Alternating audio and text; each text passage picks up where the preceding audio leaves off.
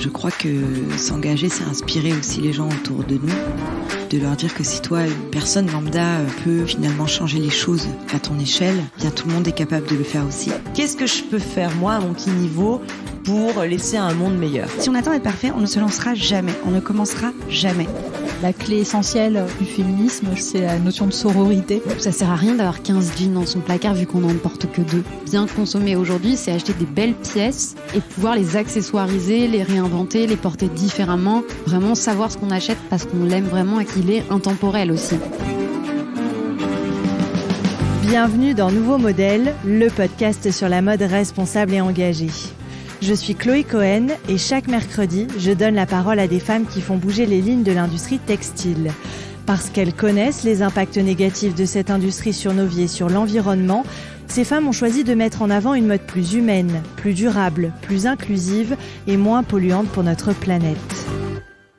Cette semaine, je reçois Victoria Arias, la créatrice du blog Mango & Salt. Victoria est née à Paris, d'un père américain d'origine colombienne et d'une mère belge. Aujourd'hui, elle vit à Amsterdam et l'épisode a donc été enregistré à distance. En lisant ces mots, j'ai un petit peu l'impression de voyager. Je ne sais pas si vous ressentez la même chose.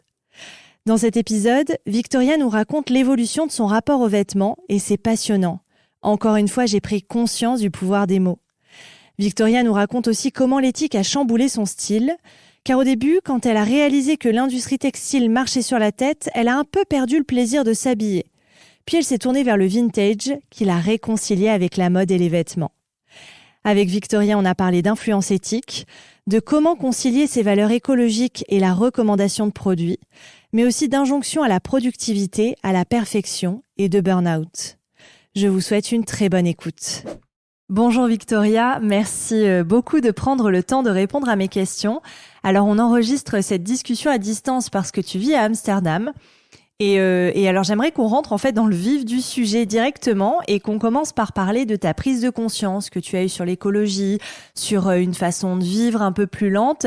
Et donc ma première question, c'est à quel moment toi tu as décidé de changer ta façon de consommer et de te tourner vers une consommation plus responsable ? Qu'est-ce qui a été le déclencheur en fait ? En fait, alors moi de mon côté, ça a commencé, je dirais, c'était vraiment l'élément déclencheur qui est lié, pas tout à fait, mais quand même d'une certaine façon, ça a été l'alimentation en fait, mais même pas du côté écologique, en fait, c'était plutôt au niveau de la nutrition. C'était en 2012, je me suis rendu compte, j'ai été sensibilisée, disons, au sujet un peu de la malbouffe, ou en tout cas, je mangeais pas de manière vraiment très mauvaise, mais en tout cas, je me suis rendu compte, je pense que du côté un peu pas tout à fait sain de l'alimentation occidentale telle qu'elle est devenue, très riche en carbohydrates, très riche en produits industriels, etc. Et donc ça a commencé comme ça, au niveau vraiment de l'alimentation. Et en fait, ce qui a fait que ça m'a poussée ensuite sur tout ce cheminement, je pense que c'est que ça a changé, si tu veux, mon regard en tant que consommatrice. C'est-à-dire que, tu vois, j'ai commencé à m'intéresser aux ingrédients qui composaient les produits que j'achetais. Et en fait, de consommatrice vraiment passive, pas vraiment intéressée par ce que j'achetais, je suis devenue plus responsabilisée d'une certaine façon. J'ai commencé vraiment à m'intéresser à travers les ingrédients, même à l'industrie qui était derrière ce que je consommais dans le domaine de l'alimentation, de la nourriture. Et du coup, à partir de là, en fait, je pense que tout mon regard a shifté après petit à petit sur tous les domaines de la consommation, parce que une fois qu'on prend conscience que ce qu'on achète, c'est pas juste, ça sort pas de nulle part, mais il y a des conséquences, un impact, qu'il y a une industrie derrière. En fait, c'est ça qui m'a permis, d'adopter un regard différent, un peu consommatrice, entre guillemets. Et donc après ça s'est développé dans différents domaines. Je pense qu'ensuite j'ai eu un peu la même prise de conscience dans la beauté. Puis après ça s'est diffusé après dans la mode, même dans la déco, enfin dans les objets du quotidien, même dans la santé par exemple, une santé peut-être un peu plus naturelle, sans recourir tout le temps aux médicaments pour les petits maux du quotidien qui n'en ont pas besoin, etc. Donc voilà, ça a commencé comme ça. Ok, ouais, non, c'est ça. Généralement, il y a un peu un déclencheur. Et c'est que pour moi, il y a eu, je pense, ça a commencé avec la beauté de mon côté, et ensuite ça D'accord, s'est un oui, peu oui. répandu, pareil à tout ce qui m'entourait. Et sur ton engagement pour la mode éthique, justement, tu dis, donc ça s'est arrivé. Il y a eu l'alimentation, la beauté, la mode. Mhm. Mais comment il est né cet engagement? Est-ce que peux le dater? Est-ce que tu arrives à te souvenir du moment où t'as Mhm. vraiment pris conscience que tes achats de vêtements avaient aussi un impact? Oui, en fait, je pense qu'il y a eu deux portes d'entrée, en fait. Il y a eu d'une part, étonnamment, il y a eu d'une part un lien justement avec mon histoire sur l'alimentation, parce qu'au fil des années, avec l'idée de cette alimentation plus naturelle, plus consciente, etc., je me suis tournée petit à petit vers le végétarisme. Et d'abord c'était pour des raisons écologiques, parce que j'ai appris voilà l'impact de l'industrie de la viande. Et, euh, et aussi, en partie, effectivement, une raison plus d'éthique animale, par rapport au fait voilà, de ne pas tuer des animaux, etc., pour mon alimentation. Et en fait, par ce biais, tu vois, j'ai commencé à interroger ma consommation de cuir, par exemple. Parce que je me suis dit, bon, bah voilà, j'arrête de manger de la viande, mais du coup, est-ce que du coup, ça a du sens de continuer à acheter du cuir neuf, par exemple? Parce que finalement, c'est un peu la même industrie. Enfin, c'est même tout à fait la même industrie. Et du coup, à ce moment-là, j'ai commencé à interroger l'éthique de la mode. Mais alors, à ce moment-là, c'est encore juste sur l'éthique animale, par exemple. Mais du coup, tu vois, ça m'a fait penser même. J'ai appris, par exemple, que les lapins angora, par exemple, pour récupérer leurs poils, c'était des processus très cruels, etc. Enfin, du coup, j'ai commencé à m'interroger sur l'éthique de la mode de ce côté-là. Et ensuite, plus en termes écologiques. En fait, bah, ça faisait plusieurs années. Je pense que c'est à partir de peut-être de 2015 par là. Ça faisait plusieurs années déjà que j'avais mon blog dans lequel j'avais une rubrique mode qui était très fournie, alimentée de manière très régulière. Et j'avais beaucoup de partenariats, donc je recevais beaucoup de vêtements gratuits tout le temps, tous les mois. J'avais, je sais pas, au moins 5-10 nouveaux vêtements que je recevais en partenariat. Et en fait, voilà, ça voulait dire que tous les ans, mais au moins 2 fois par an, il fallait que je fasse des énormes tris. Je me retrouvais, alors je donnais tout, genre à la Croix-Rouge ou ce genre de choses, mais quand même, tu vois, au bout d'un moment, je me disais, mais c'est pas possible, quoi, de tous ces vêtements que j'ai, que j'utilise pas, que je peux donner, etc. C'est quand même, ça devenait aberrant. Et je pense qu'au bout d'un moment, j'ai eu vraiment un trop-plein où ça a commencé à vraiment me gêner et me dégoûter presque. Toute cette abondance qui servait pas à grand chose parce que c'était des produits, voilà, des vêtements qui étaient pas forcément d'hyper bonne qualité, des choses un peu tendance qui sur le moment me plaisaient mais qui au final étaient pas forcément mon style. Enfin voilà. Du coup, je pense que entre l'histoire de l'éthique animale où j'ai commencé à penser au cuir et le trop-plein lié à mon activité sur le blog, je pense que c'est comme ça que j'ai commencé à, en tout cas, à voir la mode comme un domaine dans lequel je pouvais aussi faire des achats plus conscients.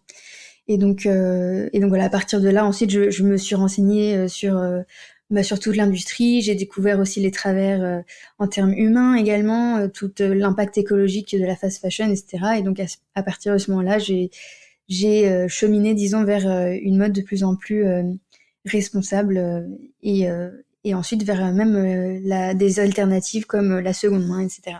Voilà. Oui, parce que c'est vrai qu'aujourd'hui, tu fais beaucoup la promotion, en tout cas sur ton compte Instagram, de vêtements de seconde main, de vintage. C'est quelque chose, on sent, qui est complètement intégré à ta façon de consommer aujourd'hui. Absolument. Et pourtant, je peux te dire que c'était pas du tout le cas. Initialement, je faisais partie de ces personnes qui ont beaucoup de mal par exemple, à rentrer dans une friperie ou j'avais beaucoup de mal avec l'idée de porter un vêtement qui avait appartenu à quelqu'un d'autre. Aujourd'hui, ça me paraît un peu ridicule, mais bon, je pense que simplement, j'avais pas vraiment été habituée à ça. Et donc, ça a été vraiment un processus, mais c'est venu du fait de toute ma réflexion sur la mode éthique et sur l'idée. En fait, je suis assez sensible à l'idée de simplement, plus que de mieux produire, de moins produire et du coup de réutiliser ce qui existe déjà. Ça me paraît quand même logiquement l'une des meilleures solutions pour réduire l'impact de l'habillement, en tout cas sur la planète. Et du coup, c'est en plus de la mode éthique, vraiment des petites marques qui produisent de manière vraiment beaucoup plus responsable. Je trouve que c'est une option vraiment, c'est l'une des meilleures options, la seconde main et le vintage, parce que en plus c'est souvent beaucoup plus accessible à tous les porte-monnaies, donc beaucoup plus inclusif, ce qui me semble absolument essentiel si on veut que ça que une mode plus responsable se démocratise dans toute la population. Ouais, c'est vrai, je suis bien d'accord qu'il y a cet aspect-là aussi qui est hyper important et qu'on peut pas ignorer et mettre de côté. Et comment ton rapport à la mode, aux vêtements a évolué aussi depuis ton enfance jusqu'à aujourd'hui? C'est une question que je pose parfois à mes invités parce qu'en plus, toi, plus jeune, tu faisais de la broderie, je crois. Oui, effectivement. J'ai appris à broder avec ma mamie quand j'étais petite. Mais du coup, en fait, quand j'étais petite, quand j'étais vraiment petite, j'avais un rapport assez créatif aux vêtements, je pense, parce que j'aimais beaucoup, tu vois, j'aimais beaucoup prendre les vieux habits de ma grand-mère et me déguiser avec. Je sortais, je me rappelle, je mettais genre des foulards et des chapeaux et des trucs sur ma tête et je sortais comme ça dans la rue et ma grand-mère avait honte de moi parce que je me mettais toutes sortes de trucs, mais j'avais pas du tout honte. Moi, j'étais très comme ça, très créative. Effectivement, j'aimais bien même inventer. Enfin, donc je brodais, mais j'étais aussi très créative de manière générale. Donc j'aimais bien un peu. J'avais envie presque d'inventer un peu mes propres vêtements et tout. Et puis après, en fait, en grandissant, je sais pas pourquoi, j'ai complètement perdu cet aspect-là, en tout cas dans mon rapport aux vêtements. Je sais que pendant des années et des années, mais même, je sais pas, jusqu'à mes 17-18 ans, j'avais un rapport à la mode qui était quasiment inexistant. Je veux dire, je mettais des habits que j'aimais bien, hein, mais ça avait presque pas tellement d'importance pour moi. J'étais assez plutôt classique et ça avait... Si tu veux, j'associais pas, je pense, l'idée de style. Enfin, j'étais pas consciente de l'idée de style, du fait que mon style me représente, etc. Je m'habillais un peu juste pour m'habiller, disons, avec des pièces que j'aimais bien, mais sans que ça représente vraiment quelque chose. Et puis, en fait, c'est du coup, mon rapport à la mode a vraiment changé, je pense, à partir du moment, d'une part, où j'ai eu mon blog, parce que c'était, tu vois, j'ai créé mon blog à 20 ans, 19 ans, 21 ans, quelque chose comme ça. Et donc, du coup, j'ai grandi, j'ai un peu évolué avec, et c'était l'âge où vraiment, je commençais à me définir en tant que femme, en tant que personne. Et j'ai beaucoup utilisé la mode pour ça, comme une sorte de test, tu vois. Donc, je testais différents styles, je me donnais un peu différentes identités. Je jouais avec la mode, en fait, pour me donner un peu différentes facettes. Et puis voilà. Et puis après, on est arrivé au moment où j'ai eu cette prise de conscience sur la mode éthique. Et là, ça a de nouveau radicalement changé parce que le fait, en fait, une fois que j'ai été vraiment consciente de l'impact de l'industrie de la mode, ça m'a vraiment dégoûtée et j'ai trouvé ça très grave.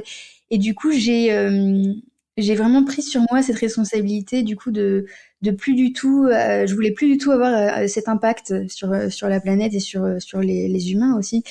Et du coup, pendant des années, et en fait jusqu'à assez récemment, la mode éthique a eu un impact presque un peu pas très drôle en fait sur mon rapport à la mode, parce que j'ai fini par, tu vois, j'achetais plus rien parce que je me disais mais non, mais ça j'en ai pas besoin, non mais ça c'est pas 100% indispensable, donc je vais pas, ça peut attendre. Enfin tu vois, j'étais devenue très stricte avec moi-même, presque un peu austère, et du coup j'ai fini avec un dressing un peu vide, il me manquait plein de choses, et puis tout ce que j'avais c'était des pièces qui étaient certes, tu vois, basiques, intemporelles ou éthiques, mais en fait il y avait plus d'âme dans mon dressing. C'était vraiment devenu un truc un peu ascétique. Et du coup j'ai eu une sorte de crise un peu l'année dernière. Je me suis dit mais c'est pas possible. En fait ça finissait par affecter mon estime de moi. Tu vois, je me trouvais pas stylée, je me trouvais moche, pas intéressante. Enfin, j'aimais pas du tout le reflet que ça renvoyait de moi, et je me reconnaissais pas du tout dedans non plus, parce que il y avait, tu vois, j'avais perdu tout cet aspect un peu créatif et les inspirations qui pourtant font partie de ce que je suis. Et du coup, il y avait un problème. Et du coup, finalement en fait c'est justement la seconde main, et c'est pour ça que j'en parle aussi beaucoup. c'est la seconde main qui a un peu sauvé, enfin qui m'a permis de trouver mon équilibre en tout cas. Un équilibre qui entre à la fois l'idée d'avoir le minimum d'impact possible, d'en tout cas ne pas avoir un impact négatif pour rien, enfin ou pour injustifié, mais tout en réussissant à cultiver un style et à cultiver une joie du vêtement et une joie de m'habiller qui en fait finalement est plus importante que ce que je pensais. Je pense que à travers cette expérience, j'ai découvert que l'éthique, c'est très important, mais le bien-être, finalement, le soin de soi, fait aussi partie, je crois, d'une certaine façon. J'ai un peu de mal à le définir, mais je pense que ça fait aussi un peu partie de la durabilité et de la responsabilité dans la mode. Je pense qu'il faut, pour que les vêtements aient du sens, il faut aussi qui nous apporte de la joie, quoi. Ça fait un peu Marie Kondo ce que je dis, mais c'est vrai.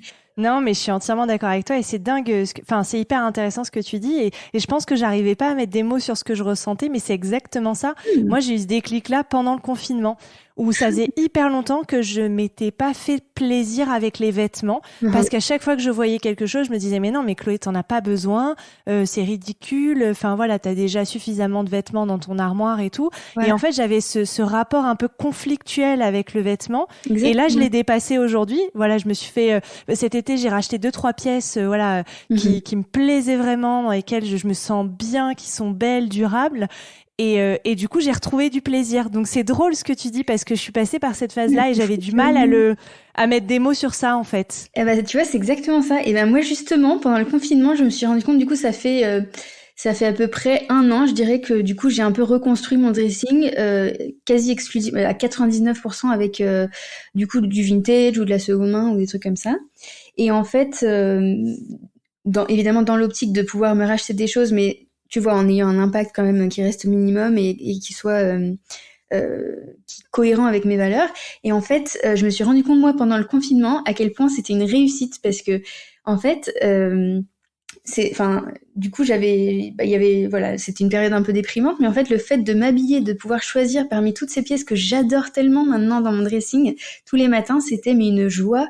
En fait, c'était presque une évasion, tu vois, parce que quand je me disais, je vais mettre cette petite robe vintage que j'ai trouvée, ou je vais mettre mes sandales même pour être à la maison. Et en fait, j'aime tellement ces pièces que, en fait, elles illuminaient ma journée, tu vois. Et donc, je me suis dit, mais c'est fou.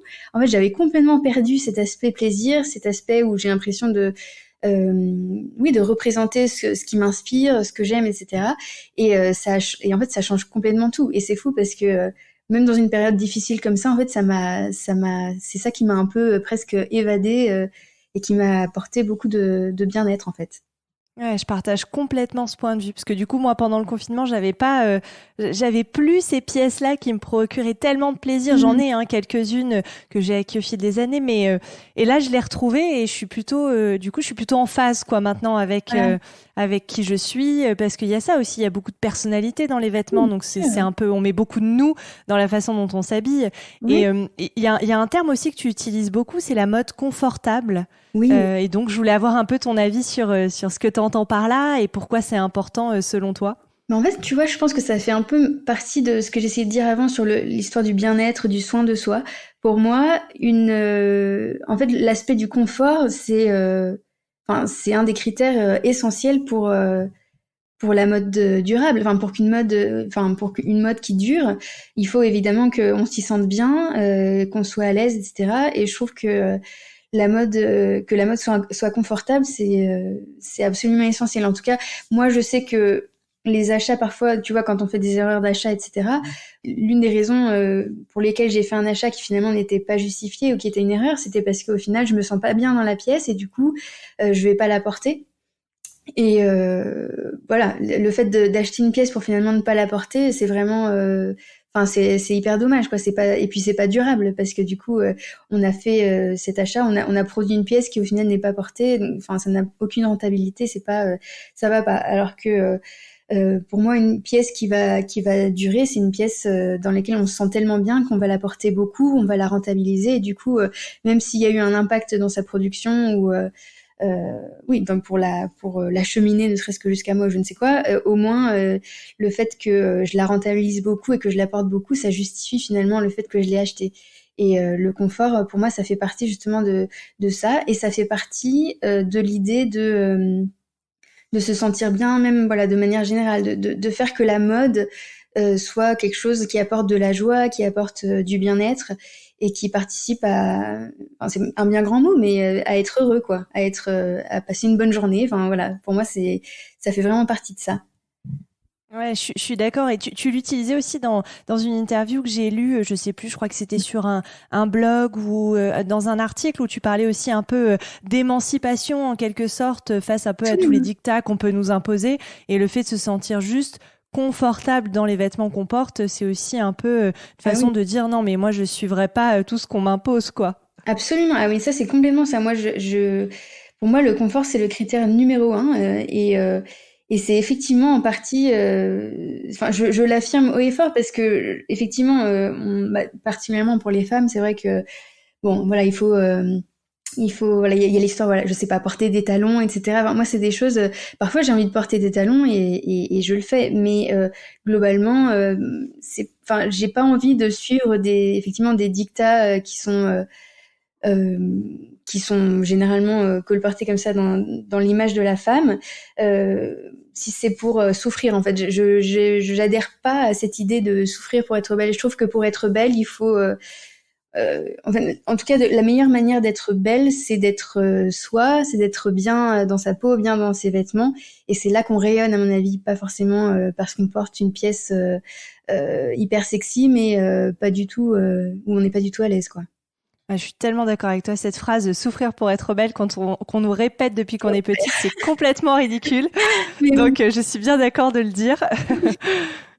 Et ça t'apporte quoi de t'engager comme ça au quotidien, via ton blog, tes réseaux sociaux, de promouvoir un peu ce mode de vie plus responsable? Qu'est-ce que ça t'apporte à toi? Ah bah moi, là encore, c'est peut-être des mots un peu forts, mais vraiment pour moi, ça fait partie de ce qui donne du sens à ma vie, vraiment. Parce que pour moi, c'est vraiment une sorte de mission, quoi. En fait, j'ai toujours voulu faire quelque chose de ma vie qui me donne l'impression d'être utile ou qui apporte quelque chose de positif au monde, qui puisse participer à rendre, à faire que le monde soit plus juste, soit meilleur. Et pour moi, même si effectivement, alors le côté consommation, lifestyle, ça peut être vu comme un aspect un peu futile. Et je suis d'accord qu'il y a qu'il y a des causes qui sont très importantes aussi à côté. Mais sur cet aspect qui, bien qu'il soit très quotidien et peut-être légèrement futile sur certains aspects, je trouve que c'est vraiment, c'est une manière quand même que les consommateurs que les consommateurs et les citoyens en général ont quand même d'agir concrètement pour effectivement avoir un petit impact positif sur le monde. Et donc pour moi, le fait d'influencer les gens, alors j'aime pas trop le mot influencer parce que mon but c'est pas de les influencer, enfin ça a une connotation un peu négative que j'aime pas trop, mais en tout cas les encourager en ce sens, pour moi c'est une sorte de mission, quoi. Ça me permet, j'ai l'impression de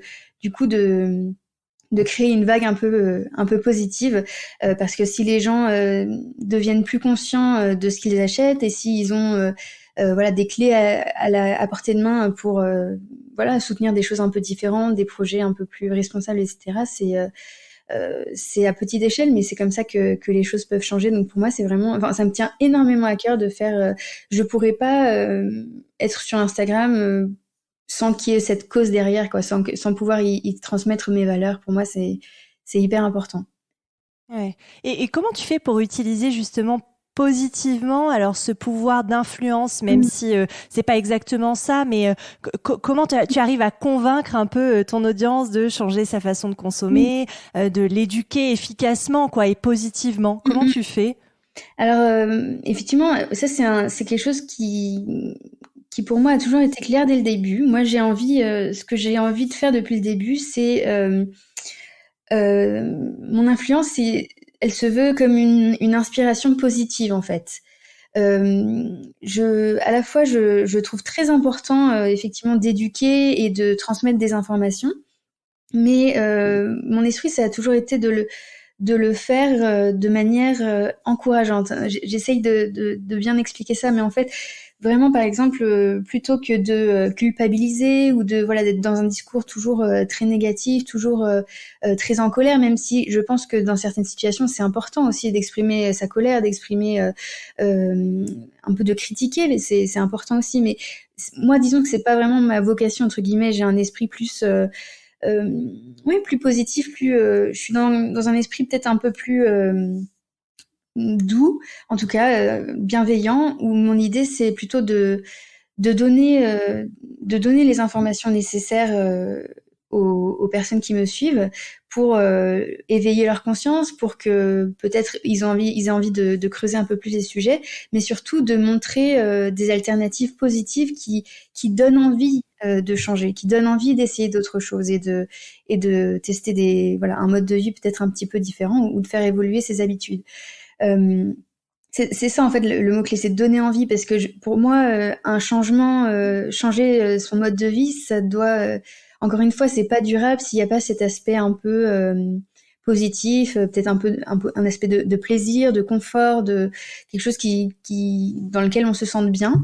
Et du coup, pour moi, l'idée c'est pas de se dire oh là là, par exemple, je sais pas, pour le végétarisme, oh là là, je vais devoir manger du tofu nature là, à tous les repas. Enfin, l'idée c'est de changer un peu cette idée-là, c'est de montrer des alternatives qui sont accessibles, qui donnent envie, qui sont, par exemple pour l'alimentation, des recettes gourmandes mais faciles et rapides à préparer. Pour la mode, et bien montrer, en seconde main, contrairement à ce qu'on peut penser, je trouve des pièces hyper chouettes, en bon état, avec des super matières pour pas très cher. J'essayais en fait de montrer des exemples d'alternatives de consommation, des alternatives à la consommation de masse classique. De manière à ce que ça donne envie, à ce que ça inspire à essayer soi-même de faire les choses un peu différemment.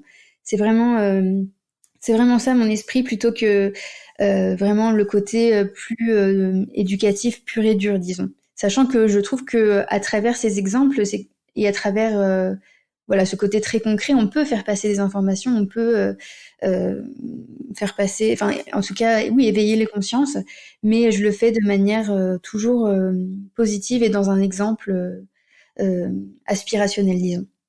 Ouais, c'est montrer qu'il existe des alternatives et qu'on peut faire autrement, quoi, sans se priver forcément, sans être dans une quelconque souffrance ou ce genre de choses. Ouais, bien sûr. Ou que c'est pas forcément hyper compliqué, qu'il y a des choses vraiment chouettes, quoi. Enfin, c'est vraiment, c'est essayer de montrer des exemples positifs, en fait.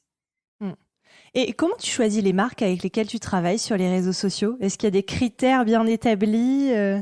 Mais écoute, ça c'est toujours assez, c'est un peu difficile. Alors c'est surtout aussi un sujet sur lequel, alors j'ai toujours eu à cœur, évidemment, de choisir des marques qui me plaisaient et qui étaient en accord avec mes valeurs. Mais évidemment, avec le temps aussi, j'ai évolué, parce que je suis aussi mon exigence a évolué, mes connaissances ont évolué, donc ça a changé un peu avec le temps, mais globalement, effectivement, disons que je cherche toujours à mettre plutôt prioritairement en avant des marques qui proposent un mode de consommation alternatif. Donc ça peut être effectivement des marques qui font des choix de production plus éthiques, plus écologiques, plus qualitatif aussi, même simplement, ou plutôt des petites marques, par exemple des créateurs, des projets plus individuels. Ça me tient aussi beaucoup à cœur, mais disons que les critères exacts, c'est toujours difficile à définir, parce que je trouve que dans l'engagement, même du côté des marques, il y a quand même, l'engagement, c'est un peu un spectre, quoi, parce qu'il y a tellement de critères possibles, justement. Il y a tellement de causes sur lesquelles on peut essayer d'agir ou de choses qu'on peut améliorer, qu'en fait, il y a jamais, je trouve c'est jamais ou c'est rarement parfait. Et du coup, il faut quand même, il faut faire des choix, même parmi l'imperfection. Et en fait, je trouve que il y a aussi un autre aspect, c'est que dans mon lectorat, il peut y avoir des personnes qui sont déjà très engagées. Donc, je sais pas, je donne un exemple, par exemple sur la cosmétique, des gens qui vraiment n'achètent que du bio certifié, qui vraiment lisent tous les ingrédients, qui sont hyper à cheval là-dessus. Mais mon but, c'est pas seulement de parler à cette personne, c'est aussi, et presque surtout aussi d'encourager les personnes qui sont sur le chemin de la cosmétique bio et de leur proposer, voilà, de leur montrer un peu les alternatives qui existent et de les encourager là-dessus. Donc, j'ai envie de parler aussi à ces personnes qui peut-être sont encore un peu habituées aux cosmétiques conventionnelles, qui ont encore envie de garder un peu, voilà, qui sont encore habitués à cette sensorialité ou aux effets de ce type de produit, mais qui ont envie de faire mieux, par exemple. Donc en fait, j'essaye de proposer une sorte d'éventail de marques qui toujours est quand même un certain engagement, ou en tout cas je sais pas, des ingrédients, des compositions, des choix de production qui est quand même un sens. Évidemment, en évitant tout greenwashing ou toute chose un peu creuse, mais en tout cas, je suis pas dans un truc ultra strict absolu, parce que j'ai envie de parler à différents types de personnes et de proposer différents types de produits par rapport au cheminement de chacun, en fait. Ouais, bien sûr. Et d'ailleurs, en parlant de greenwashing, comment tu fais, toi, pour l'éviter ? Écoute, ça demande, je pense que ce que je fais de toute façon, c'est quand c'est une marque que je connais pas, c'est de me renseigner beaucoup. Donc non seulement sur le site de la marque, mais aussi et surtout sur les autres sites et je fais toujours des recherches avant. J'essaye de voir un peu des avis consommateurs, etc. Et puis j'essaye aussi si besoin ou si possible d'échanger même avec la marque aussi, à poser des questions parfois simplement voilà, où est-ce que vous faites, si la marque n'est pas très transparente, où est-ce que vous faites fabriquer vos produits, pourquoi tel choix, etc.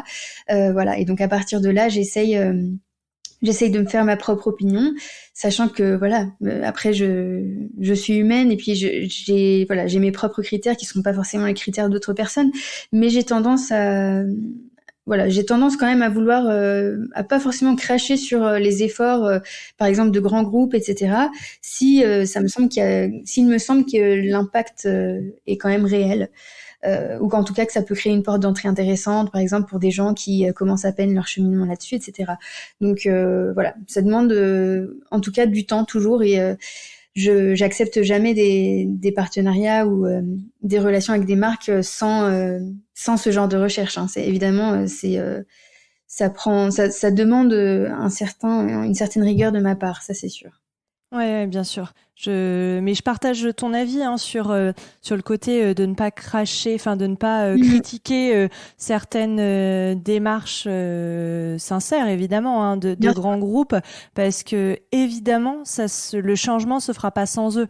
On peut pas. Enfin, c'est d'ailleurs eux qui ont le plus gros impact. Donc, si on décide de les laisser de côté, on va avoir du mal à changer les choses à une échelle importante, quoi. Donc, je pense que c'est important de les inclure dans le changement, dans une démarche plus responsable, et de les encourager, en fait, de les pousser en tant que consommateurs, consommatrices. Exactement, de montrer que ça nous intéresse, que on aime ce genre d'évolution, quoi. Je trouve ça aussi très important. Et en fait, je pense que aussi dans ce cas-là, ce qu'on peut faire, l'une des solutions pour rester quand même droit dans ses bottes, en fait, c'est que par rapport à ce genre de groupe qui essaie de faire des efforts, etc. Je pense qu'il faut pas les rejeter, mais après ça peut, on peut aussi jouer sur la façon dont on les promeut, justement. On n'est pas obligé de complètement occulter leurs défauts, par exemple, ou en tout cas ne pas accepter des mises en avant qui soient complètement idéalisées, etc. Mais par exemple, je sais que il y a quelques années, j'avais travaillé avec Yves Rocher, qui essayait de faire des efforts sur leurs produits, mais tout en restant très imparfait, très très imparfait. Il y avait énormément de choses à changer, mais en fait ça m'a intéressée d'aller voir effectivement ce qu'ils étaient en train de faire, de pouvoir échanger avec eux, de pouvoir dire voilà, moi ça me paraît j'ai toujours pas envie d'utiliser ce produit, par exemple, parce que même s'il est beaucoup plus naturel, il y a du silicone et j'ai pas envie d'utiliser ça, par exemple. Et voilà, du moment que la parole reste relativement libre, ça peut être intéressant de souligner les efforts, de les encourager, tout en restant honnête sur le fait qu'il y a encore des choses à changer. Voilà, ça, ouais, bien sûr. Ouais, évidemment. Et je me demandais aussi comment tu parviens à concilier ton engagement pour alors une mode plus responsable et donc moins de consommation et en même temps la promotion de certaines marques sur Instagram. Comment tu arrives à concilier les deux? Alors ça, c'est vraiment, c'est le point le plus délicat, je pense. Ça fait des années que je m'interroge là-dessus, que j'essaye de trouver toujours en tout cas d'avoir un équilibre et de toujours le renouveler par rapport à l'évolution de mes valeurs, etc. C'est le paradoxe, je pense, de toutes les personnes qui font de l'influence sur la consommation responsable ou l'écologie, c'est comment on concilie effectivement le fait de mettre en avant des produits ou par exemple d'avoir des sponsoring de la part de marques, mais et donc de pouvoir gagner un peu sa vie, mais sans trahir ses valeurs effectivement d'une consommation plus raisonnée. Je pense que ça peut passer, enfin c'est quelque chose de très personnel, j'imagine. De mon côté, ça passe par, je pense plusieurs axes. Déjà, déjà ce que j'avais dit, j'essaye effectivement de sélectionner uniquement des marques qui me semblent déjà affines à mes valeurs, à mes critères, etc. Mais en plus, même en termes des produits que j'accepte de mettre en avant ou de promouvoir, j'essaye que ce soit des produits qui me semblent en tout cas justifiés, dont l'existence me semble justifiée et utile, en tout cas qui puissent être utiles à potentiellement à certaines personnes. Des produits éventuellement aussi qui vont durer, qui me semblent qualitatifs et donc pour lesquels j'ai l'impression que l'impact de production a un sens, que ça c'est quand même justifié. Et puis aussi j'essaye aussi, il y a une question un peu dans la formulation, par exemple, dans la façon dont je présente les choses. J'essaye de toujours un peu quand même rappeler d'une manière ou d'une autre le fait que les achats que l'achat doit être réfléchi, quoi, que c'est pas parce que je présente quelque chose que il faut absolument l'acheter et que ça va convenir à tout le monde, etc. Donc tu vois, ça peut pas, je sais pas exactement comment décrire, mais par exemple, tu vois, ça peut être de dire si vous avez besoin de tel truc ou si vous pensiez renouveler tel machin. Enfin, tu vois, en fait, j'essaye de montrer que l'achat peut avoir du sens et peut être lié à un vrai besoin plutôt que d'encourager un achat un peu vraiment plaisir et complètement déconnecté de ce dont on a besoin, quoi. Donc ouais, bien sûr. J'essaye de combiner un peu toutes ces choses pour que en tout cas moi personnellement, à titre personnel, je me sente à l'aise de mettre en avant certaines choses. Donc voilà. Après c'est un fil tendu sur lequel j'essaie de rester. C'est pas évident. Clairement, c'est pas évident. Et le modèle économique, des influenceurs un peu green, il est très compliqué, effectivement. Ouais. Et ça t'arrive de remettre en question certains de tes choix, justement, sur cette question, de te dire finalement, j'aurais peut-être pas dû faire ça ou faire ce partenariat, ou ça t'est déjà arrivé? Ah oui, absolument, bien sûr. Et je pense que c'est heureusement, parce que déjà, ça veut dire que je pense que c'est important que je puisse me remettre en question. Et puis aussi, quand c'est quelque chose qui est arrivé, quand je repense à des partenariats, je sais pas, d'il y a 2-3 ans par exemple, je trouve ça plutôt bon signe de me dire finalement ça, j'aurais peut-être pas dû le faire parce que ça veut dire peut-être que j'ai évolué, que je suis plus exigeante, etc. Donc je trouve ça plutôt sain de me remettre en question. Parfois, de manière générale, quand même, je suis assez. J'ai tendance à vraiment pas accepter des partenariats sur lesquels je suis pas quand même très globalement en phase. Mais bon, parfois oui, ça m'arrive et dans ce cas-là, j'essaye d'en tirer des leçons. Après, j'ai aussi parfois ça m'est arrivé encore récemment, par exemple des retours de ma communauté où je vois que c'est pas que certaines choses ne passent pas ou que certaines marques sont moins appréciées et à juste titre, et donc j'écoute beaucoup ça aussi. J'aime bien avoir des retours. Moi je fais toujours les choses de manière très honnête et sincère, mais je peux me tromper aussi. Parfois je me rends pas compte de certaines choses ou peut-être que j'avais pas assez de connaissances sur tel ou tel sujet pour savoir. Donc non seulement moi je m'autocritique, mais aussi j'essaye d'écouter les retours de ma communauté pour mieux faire la prochaine fois. Ouais, ça doit pas être évident non plus la critique sur Instagram parce que elle est assez facile dans le sens où on est derrière son téléphone, donc on a l'impression que c'est pas très grave si on critique, mais bon il y a des personnes derrière. Enfin tu vois, toi tu es derrière ce blog, ce compte Instagram, t'es une vraie personne avec des émotions. Comment tu le vis ça? Est-ce que alors je sais pas si ta communauté est plutôt bienveillante dans l'ensemble. En tout cas j'ai l'impression, mais comment tu accueilles les critiques qu'on te fait? Alors oui, alors effectivement, c'est pas évident.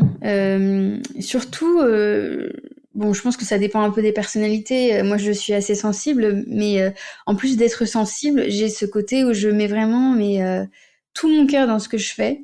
Et du coup, même si je sais que voilà, parfois, je fais des erreurs, etc. C'est dur pour moi qu'on critique ce que je fais parce que c'est comme si on me critiquait moi en fait, parce que c'est tellement moi dedans en fait, et j'y mets tellement du mien et c'est vraiment mon projet personnel qui me tient énormément à cœur qu'en fait voilà, c'est toujours un petit peu difficile, mais voilà, j'ai appris avec le temps que même si sur le moment ça pique beaucoup, généralement, en tout cas une partie des critiques, il y a quand même des bonnes choses à en tirer et des leçons que je peux en déduire, etc. Donc voilà, sur le moment, c'est sûr que c'est pas forcément très agréable, mais généralement, à part quelques personnes qui critiquent sans fondement et de manière pas constructive, et du coup, pour le coup, ça sert à rien, et dans ce cas-là, j'oublie.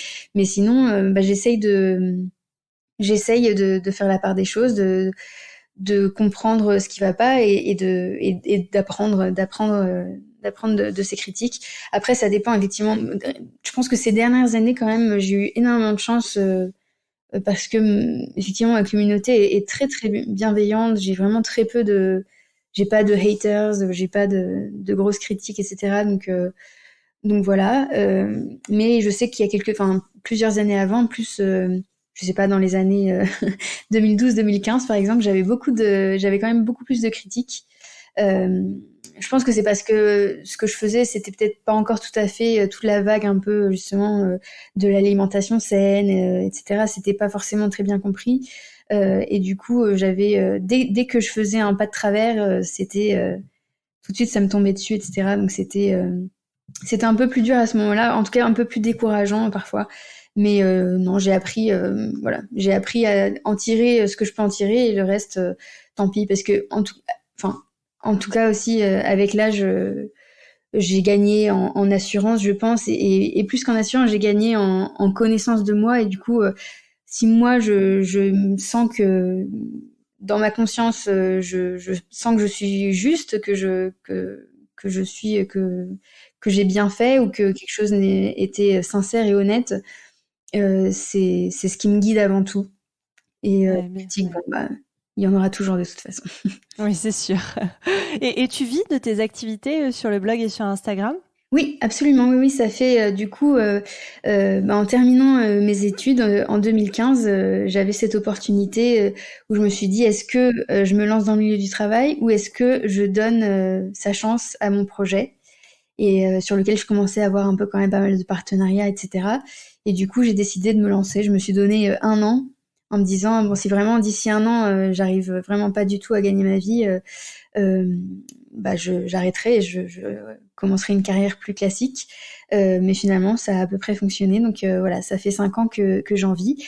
Pas extrêmement bien, mais j'essaye ça va un petit peu mieux maintenant parce que j'ai fait le choix de prendre une assistante quelques heures par semaine qui peut m'aider un petit peu sur la gestion notamment des relations aux marques, etc. Parce que moi, c'est pas forcément mon fort. Moi, je suis quelqu'un qui aime écrire, qui aime réfléchir à des contenus, etc. et créer, mais pas forcément la partie un peu plus commerciale, c'est pas mon fort, disons. Donc maintenant, je suis un peu mieux entourée et donc voilà, j'essaye de faire grandir un peu mon petit business parce que bon, c'est aussi une condition de sa durabilité pour le coup. Mais bon, voilà, c'est comme je disais, c'est pas évident de bien gagner sa vie en respectant ses valeurs. Donc j'essaye de trouver un équilibre qui fonctionne. Voilà, je fais de mon mieux. Ouais, c'est vrai qu'on le voit beaucoup, les influenceuses green, éthiques, le disent beaucoup, que c'est pas forcément évident de gagner sa vie avec quand on prône ce genre de valeurs. Effectivement. Pourquoi selon toi? Parce que les marques dites éthiques ont pas le budget. Enfin, qu'est-ce qui... Il y a en partie ça, effectivement, les petites marques n'ont pas forcément de budget. Après, bon, c'est quelque chose sur lequel j'ai toujours quand même un regard un peu interrogateur parce que normalement, quand on crée une marque, on prévoit un budget communication parce que si on n'a pas prévu de budget communication, effectivement, c'est que probablement le budget de base était pas tout à fait bien ajusté, voilà. Mais il y a aussi je pense qu'il y a aussi un côté où un côté un peu sombre de l'influence green enfin, je pense qu'il y a pas mal de marques qui partent du principe que parce qu'on est engagé et que on est passionné par ce qu'on fait, du coup, on nous paye pas parce que on fait ça par engagement. Tu vois ce que je veux dire? Parce que c'est une cause qui nous tient à cœur, etc. Et que du coup, on veut la défendre, voilà. Mais le problème, c'est que c'est pas tellement éthique finalement de faire ça. De la part de marques éthiques ou de marques qui se veulent plus responsables, c'est pas très cohérent parce que voilà, effectivement, elles profitent de nos communautés, de notre travail aussi simplement de création de contenu. Donc c'est logique qu'on puisse être rémunéré pour ça. Après, voilà, on peut éventuellement s'arranger sur les budgets, etc., selon les personnes, mais je pense qu'il y a beaucoup de ça. Donc, non seulement il n'y a pas beaucoup de budget, ou alors c'est même pas pris en compte parce qu'on a l'impression qu'on va le partager par dévotion à la cause. Et puis ensuite, évidemment, parce que je pense que les plus voilà, après, c'est parce qu'aussi on sélectionne les marques avec qui on travaille, hein, évidemment. Donc, les grands groupes qui ont beaucoup de budget, nous, ça nous intéresse pas. Donc, ça limite aussi, si tu veux, on limite aussi soi-même les possibilités en termes de clientèle. Donc, je pense que c'est un ensemble de tout ça. Ouais, c'est pas forcément évident. Et donc, toi, tu as lancé ton blog Mango El Salt en 2009. Donc, ça fait plus de 10 ans que tu as réussi à construire une communauté qui est plutôt importante aujourd'hui, notamment sur Instagram. Comment tu as réussi, enfin, comment tu parviens à rester toi-même, à rester authentique devant une telle audience? Est-ce qu'on n'est pas tenté parfois de vouloir faire plaisir à cette audience? Enfin, comment on reste soi-même? Oui, alors je vois ce que tu veux dire. Je pense qu'en fait, on a l'impression comme ça, effectivement, que j'ai une grosse communauté, effectivement, avec entre guillemets un gros chiffre, etc. Mais de l'autre côté de l'écran, déjà, je pense qu'il faut dire qu'on se rend pas forcément compte de l'impact qu'on a ou en tout cas de la façon dont notre communauté nous voit. En tout cas, moi c'est mon cas parce que je pense aussi du fait, tu vois, je suis expatriée, donc je suis jamais très souvent en France, là où est l'immense majorité de ma communauté. Et quand j'y suis, j'ai fait très peu d'apparitions publiques entre guillemets. D'événements, etc., parce que je suis pas très mondaine de manière générale, donc j'ai peu rencontré ma communauté en fait en direct, donc j'ai une petite idée effectivement, mais ça reste quand même un peu flou pour moi cette idée d'avoir autant d'abonnés, etc. Donc déjà voilà, si tu veux, moi je me sens pas du tout une star des internets, enfin tu vois, vraiment pas du tout. Je suis genre au contraire, parfois je me demande même, mais pourquoi est-ce que tous ces gens sont là à me suivre? Du coup, voilà, j'ai cet aspect. Pour moi, je suis toujours restée un peu la girl next door, enfin la fille simple, normale, quoi. Et puis en plus, après, je pense que sans doute l'une des choses aussi qui m'aide à vraiment rester moi-même et à rester authentique et à rester avec un contenu très personnel et qui se standardise peut-être pas trop, etc. Je pense que c'est aussi parce que aussi en plus d'être un peu dans mon coin par rapport à ma communauté, je suis aussi un peu dans mon coin par rapport au monde des influenceurs en général. Évidemment, je suis en contact et je suis plein de gens, mais je suis pas vraiment très impliquée dans ce monde. Encore une fois, parce que je suis pas très mondaine, etc. Je suis pas très dans les trucs très sociaux, etc. Donc, en fait, je pense que j'ai toujours gardé cette distance pour préserver un peu, qui en tout cas m'a aidé à préserver ma créativité, mon individualité. Et du coup, je pense que voilà, c'est comme ça en fait. Pourquoi est-ce que je reste comme avant et comme toujours? C'est juste parce que moi je change pas quoi. Je suis toujours la fille qui travaille sur son ordi chez elle. Voilà quoi. C'est pas, c'est rien de spécial. D'accord. Mais tu le dis beaucoup que tu es une personne un peu introvertie. Oui. Dans pas mal de tes articles sur le blog et tout. Oui, effectivement, oui, c'est ça aussi, je pense qu'il joue là-dedans. Et c'est l'un de tes derniers posts en fait qui m'a inspiré cette question. Alors je vais essayer de décrire vite fait la photo si les gens veulent aller voir. Donc t'es en photo au milieu de la nature avec un t-shirt blanc et un short beige. Et dans la légende sous la photo, tu indiques t-shirt en coton bio Monkey, pas éthique. Oui. Et j'ai trouvé cette transparence super importante et super intéressante. Mais est-ce que tu as l'impression qu'on attend d'une blogueuse dite éthique, écologique, d'être irréprochable ?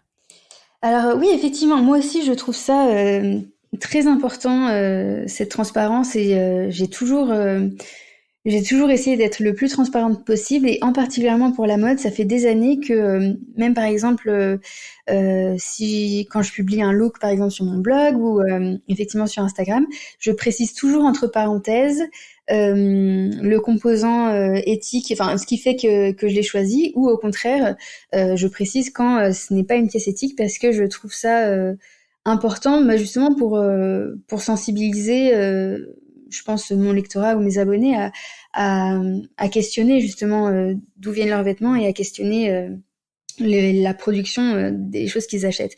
Mais effectivement, alors maintenant, c'est quelque chose de, voilà, par exemple, dire que mon t-shirt Monkey n'est pas éthique, c'est quelque chose que je préfère afficher directement.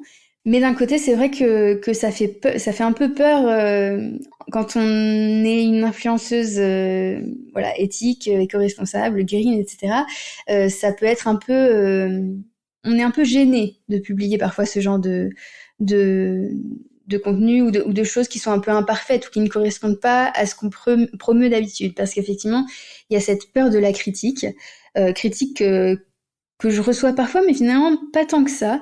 Et en fait je pense que c'est parce que depuis aussi plusieurs années j'assume en fait ce côté un peu pas tout à fait parfait, pour plusieurs raisons. Déjà parce que je trouve que justement sur les réseaux sociaux, tout est toujours un peu parfait. On sélectionne beaucoup pour toujours montrer tout ce qui est exactement en phase avec la ligne éditoriale, etc.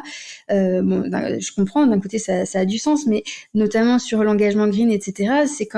Non seulement c'est pas hyper réaliste, mais en plus c'est presque un peu ça met la pression, quoi, parce que c'est décourageant. Voilà, c'est un peu genre, mais en fait donc d'une part je trouve que c'est normal, presque un peu rassurant, sans encourager à l'imperfection, mais de montrer que parfois elle existe, parce que c'est normal, je veux dire, et non seulement c'est normal, mais en plus c'est quand même pas gravissime, tu vois.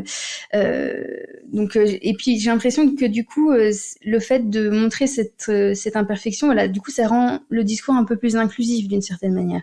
Par exemple pour le végétarisme,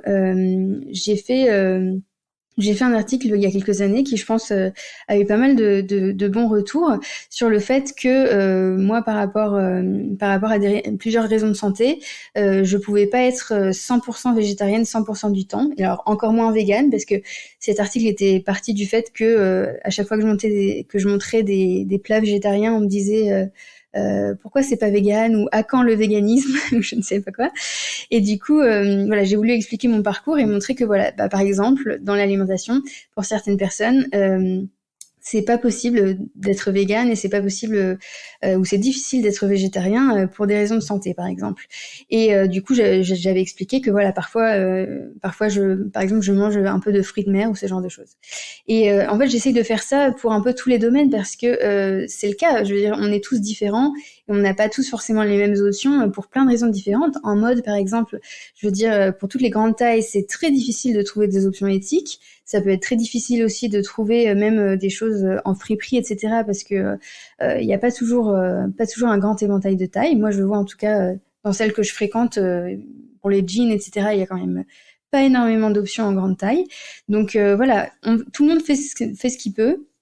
Et parfois, s'il y a des petites erreurs ou des petites imperfections, c'est pas dramatique parce que je pense qu'il faut avant tout se souvenir que voilà, acheter un t-shirt pas éthique, c'est quand même c'est quand même un impact ridiculement bas par rapport au fait, voilà, de toute une industrie qui pollue, etc. Enfin, on est vraiment juste, c'est un détail, quoi. Donc tant qu'on reste conscient du geste.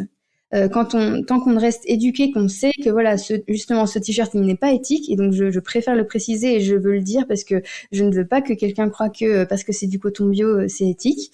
À partir de là, on peut se permettre de temps en temps des écarts selon ce qu'on pense, ce qu'on juge correct ou pas, mais ça me paraît normal et sain de dire que ces choses existent parce que on est tous différents et on fait du mieux qu'on peut, mais on fait ce qu'on peut avant tout. Oui, bien sûr. Et c'est intéressant que tu parles aussi de l'impact du consommateur, de la consommatrice par rapport à l'impact des grandes industries, parce que c'est vrai qu'aujourd'hui, on a tendance à faire beaucoup porter le poids de la responsabilité sur les consommateurs et consommatrices. Exact. Et du coup, les industries se dédouanent un petit peu en disant « bah non, en fait, c'est à vous de recycler, c'est à vous de… » Voilà. Absolument, absolument. Et du coup, moi, c'est vraiment ça. Je pense que ça a été une des prises de conscience les plus importantes de mon engagement ces dernières années, ça a été exactement ça, me rendre compte que il faut faire du mieux qu'on peut, mais il faut arrêter de culpabiliser constamment les gens parce que voilà, et si vous avez acheté un shampoing qui a du silicone parce que vous n'arrivez pas à trouver quelque chose qui vous convienne pour l'instant dans les trucs bio, etc. Je veux dire, c'est pas voilà, pour un petit geste comme ça, c'est pas dramatique. Ce qui compte, enfin, ce qui est très grave, c'est l'impunité des industries, les politiques qui ne prennent pas des décisions assez rapides et assez conséquentes pour faire changer les choses. Tout ça, c'est c'est un impact infiniment plus important que de faire un petit écart sur un t-shirt ou sur un shampoing. À mon avis, ce qui est important, c'est de rester fidèle à sa conscience, de s'éduquer, de s'informer, d'être conscient de l'impact de nos achats, parce que je pense qu'à partir du moment où on l'est, naturellement on s'autorégule parce que on sait à quoi ça contribue, mais ne pas non plus se flageller et ne pas se tromper d'ennemi finalement. Ouais, je suis entièrement d'accord avec toi. Et pour alors mon avant-dernière question, j'aimerais qu'on parle d'un article que j'ai pris le temps de lire, que j'avais pas vu parce que je te suivais pas encore à l'époque. C'était en mai 2018. Et donc c'est Confessions d'une blogueuse en burn-out. Et tu écris jusqu'ici, je n'avais pas osé vous en parler, peut-être par honte un peu et par culpabilité. Il m'a été très difficile d'assumer qu'une personne aussi chanceuse et privilégiée puisse perdre pied de cette façon, comme si cela faisait de moi une petite chose fragile et ridicule. Est-ce que tu peux nous parler un petit peu de cette période et surtout nous expliquer comment tu as réussi à surmonter cette épreuve? Oui, alors effectivement, c'était au printemps 2018. J'ai eu un gros burn-out qui s'est manifesté de manière assez violente. Enfin, d'une part, j'arrivais plus du tout à travailler. Mon cerveau était complètement, ça m'était jamais arrivé de ma vie.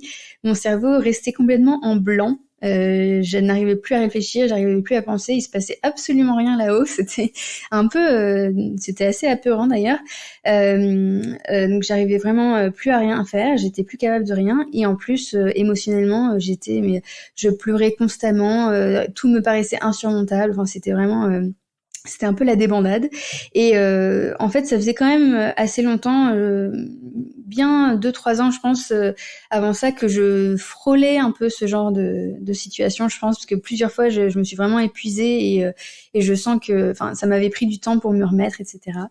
Et cette fois-là, ça a été, je pense, la fois de trop et vraiment, du coup, j'ai craqué et j'ai eu ce gros burn-out où pendant plusieurs mois, je pouvais pas très bien travailler, j'étais pas très bien. Et en fait, je pense que c'est lié justement en grande partie au fait que je mette tellement de cœur dans ce que je fais. En fait, je m'investis énormément. Je pense qu'il y a des personnalités comme ça, des personnalités qui veulent tout bien faire, tout donner, mettre tout leur cœur, etc. Et moi, je suis très comme ça. Et le fait que mon projet soit un projet, voilà, qui me tienne autant à cœur et qui porte mes propres valeurs, etc. Ça fait que, voilà, que forcément, je m'y investis beaucoup. Et du coup, je m'y investissais un petit peu trop. Et je pense que c'est quelque chose d'ailleurs qui doit probablement arriver souvent aux personnes qui sont très engagées, etc., même à d'autres niveaux. Mais en fait, il y a un moment où on peut pas donner et épuiser toute son énergie parce que ça finit par casser et du coup à partir de ce moment-là on ne peut plus rien faire, donc c'est un peu embêtant. Ça m'a pris je dirais plus d'1 an pour vraiment peut-être 1 an et demi pour revenir vraiment à mes capacités normales, donc c'était très long, mais ce qui m'a en fait finalement ça a été une expérience. Dans mon malheur il y a eu quand même beaucoup de positifs à en tirer, parce que ça m'a vraiment appris en fait cette idée que déjà pour durer il faut savoir parfois se reposer, lâcher du lest. Et aussi, j'ai appris de cette expérience que la productivité, alors c'est un petit peu relais, mais que la productivité, notamment quand on a une activité assez créative, la productivité a besoin de temps mort, de temps sans rien faire, de temps où on se laisse simplement réfléchir, inspirer, etc. En fait, ces temps de pause font partie intégrante, doivent faire partie intégrante de notre emploi du temps quand on doit sans cesse produire des contenus ou sans cesse défendre des choses, etc. Et du coup, voilà, ça m'a pris du temps. J'ai pu me faire aider. J'ai eu un suivi psychologique pour m'aider aussi à me remettre. Et puis ensuite, voilà, ça a été un apprentissage pour retrouver un rythme qui me permette à la fois de travailler, de continuer quand même, de recommencer à gagner ma vie de manière correcte, mais tout en me permettant de ne jamais repasser cette ligne rouge où je sais que de l'autre côté c'est un peu la cata. Donc depuis ça m'arrive parfois. En fait maintenant je sens les signaux. Je sens que je recommence, voilà, où j'arrive plus très bien à réfléchir. Je commence à voir tout de manière complètement difforme. Je commence tout me fait pleurer, tout me devient une montagne, etc. Je sens que je suis épuisée créativement, mentalement, etc. Et quand ces choses arrivent, je sais que en fait il y a une seule solution et c'est d'arrêter. De me donner quelques jours. D'ailleurs, j'ai fait ça cette semaine même, où j'ai pris quelques jours parce que je sentais que j'en avais besoin.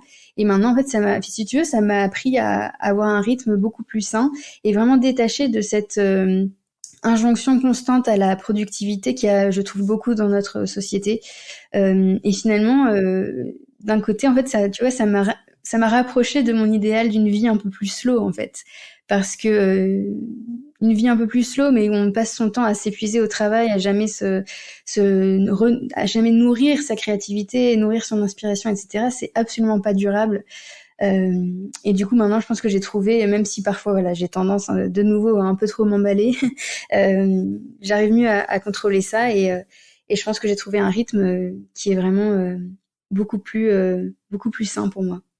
Ouais, non, mais c'est hyper intéressant et j'espère que ça pourra parler à certaines personnes qui nous écoutent. Voilà, à lever le pied, parfois c'est important. C'est important de s'écouter, quoi, d'écouter aussi son corps, son esprit. C'est pas forcément facile. Voilà, mais... Même si on fait quelque chose qui nous tient à cœur, en fait, il faut juste se dire que on pourra plus continuer à faire cette chose. On pourra plus continuer à travailler pour cette cause ou même par exemple quand on est dans un engagement un peu, je sais pas, associatif ou je sais pas quoi, on pourra plus aider si avant tout on prend pas du temps pour arriver à tenir sur la durée et avoir un rythme qui nous convienne. Donc c'est vraiment c'est essentiel même sur le long terme.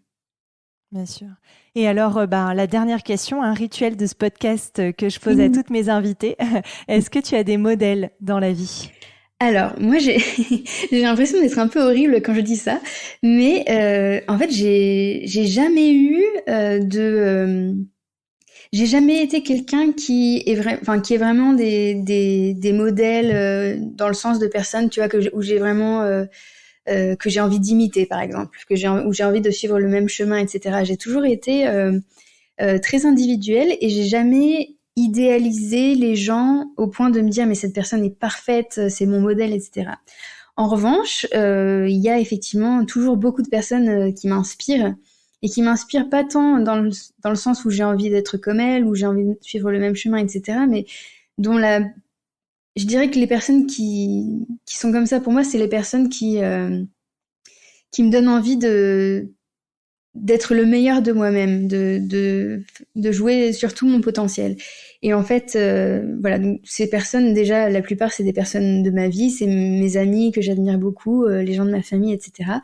Mais si je dois citer une personne un peu plus connue, je pense que l'une des personnes, l'une des femmes, par exemple, qui m'inspire le plus, c'est Linda McCartney. Alors, c'est peut-être un choix un peu étrange, mais elle m'a toujours fascinée depuis que je suis ado. J'étais fascinée par les années 60-70 et je l'ai découvert comme ça.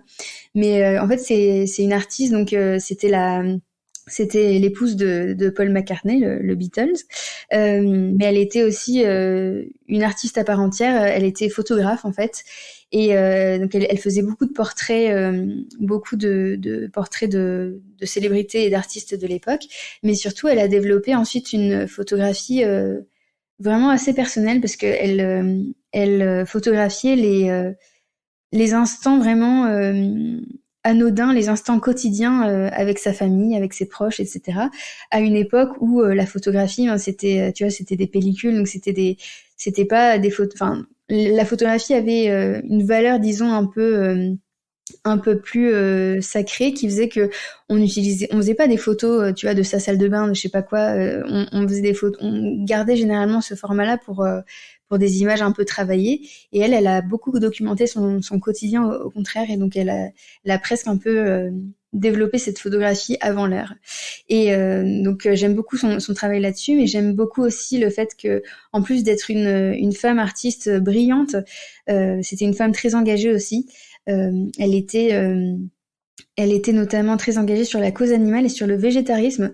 Encore une fois, à une époque où c'était vraiment trois pelés et deux tondus qui étaient vraiment sensibles à ce genre de choses. Mais elle a beaucoup agi contre la cruauté animale. Elle a défendu le véganisme. Elle a créé une marque justement de produits végétarien pour remplacer la viande, etc. Enfin bref, en fait, dans son ensemble, c'est une femme que je trouve brillante parce que elle était à la fois très simple, très douée et très engagée pour les causes qui lui tenaient à cœur. Et je pense qu'en fait, c'est exactement le genre de femme, à ma façon, que j'ai envie d'être. Quelqu'un qui est simple, qui apprécie les petites choses du quotidien, mais qui développe ses talents et qui dédie son temps et sa vie à des causes qui lui sont chères. Donc voilà. C'est un beau modèle, un bel exemple, je trouve. Merci beaucoup d'avoir partagé tout ça avec nous. Merci infiniment de m'avoir accordé tout ce temps. Merci, c'était un vrai plaisir. Merci à Victoria d'avoir participé à cet épisode de Nouveaux Modèles et merci à Thomas Langlin, notre ingénieur du son. Si vous aimez l'émission, dites-le moi avec des mots doux et des étoiles sur vos applications préférées et parlez-en autour de vous, c'est ce qui m'aide le plus à faire connaître le podcast. Pour ne louper aucun épisode, rejoignez-nous sur Facebook, Twitter et Instagram @nouveaumodèle.podcast. Je vous dis à très bientôt pour rencontrer un nouveau modèle.